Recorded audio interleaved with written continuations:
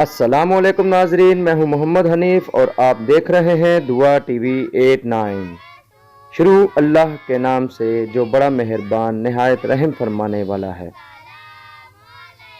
آج کا ہمارا موضوع ہے حیرت انگیز ایمان افروز واقعہ۔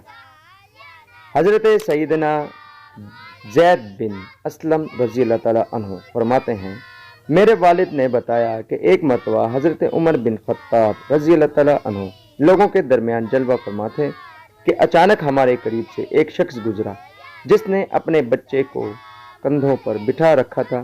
حضرت عمر بن خطاب رضی اللہ تعالیٰ عنہ نے جب ان باپ بیٹے کو دیکھا تو فرمایا، جتنی مشابہت ان دونوں میں پائی جا رہی ہے میں نے آج تک ایسی مشابہت اور کسی میں نہیں دیکھی۔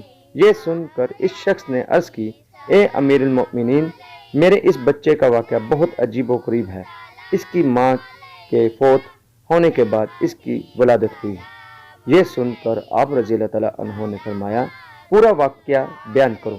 وہ شخص عرض کرنے لگا، اے امیر المؤمنین، میں جہاد کے لیے جانے لگا تو اس کی والدہ حاملہ تھی۔ میں نے جاتے وقت دعا کی، اے اللہ، میری زوجہ کے پیٹ میں جو حمل ہے میں اسے تیرے حوالے کرتا ہوں، تو ہی اس کی حفاظت فرما۔ یہ دعا کر کے میں جہاد کے لیے روانہ ہو گیا۔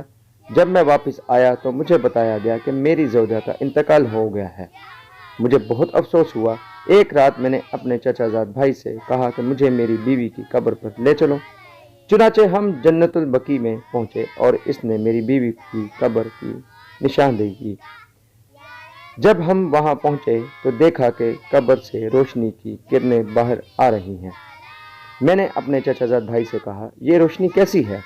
اس نے جواب دیا، اس قبر سے ہر رات اسی طرح روشنی ظاہر ہوتی ہے، نہ جانے اس میں کیا راز ہے۔ جب میں نے یہ سنا تو ارادہ کیا کہ میں ضرور اس قبر کو کھود کر دیکھوں گا۔ چنانچہ میں نے پھاوڑا منگوایا۔ ابھی قبر کھودنے کا ارادہ ہی کیا تھا کہ قبر خود بخود کھل گئی۔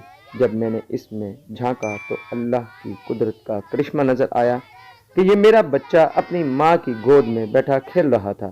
جب میں قبر میں اترا تو کسی ندا دینے والے نے ندا دی، تو نے جو امانت اللہ کے پاس رکھی تھی وہ تجھے واپس کی جاتی ہے۔ جا اپنے بچے کو لے جا، اگر تو اس کی ماں کو بھی اللہ کے سپرد کر جاتا تو اسے بھی صحیح و سلامت پاتا۔ بس میں نے اپنے بچے کو اٹھایا اور قبر سے باہر نکلا۔ جیسے ہی میں قبر سے باہر نکلا، قبر پہلے کی طرح دوبارہ بند ہو گئی۔ صحابی رسول نے اپنا بیٹا اللہ کے سپرد کیا تو اللہ نے بھی اس قبر میں زندہ رکھا۔ اے اللہ، ہم بھی اپنا ایمان تیرے سپرد کرتے ہیں، تو ہمارے ایمان کی حفاظت فرما اور ہمارا خاتمہ بالخیر فرما، آمین یا رب العالمین۔ ویڈیو اچھی لگی ہو تو اپنے دوستوں میں اسے شیئر ضرور کیجیے گا اور ہمارے یوٹیوب چینل کو سبسکرائب کر دیں۔ ملتے ہیں آپ سے اپنی اگلی نئی ویڈیو میں، تب تک کے لیے اللہ نگہبان۔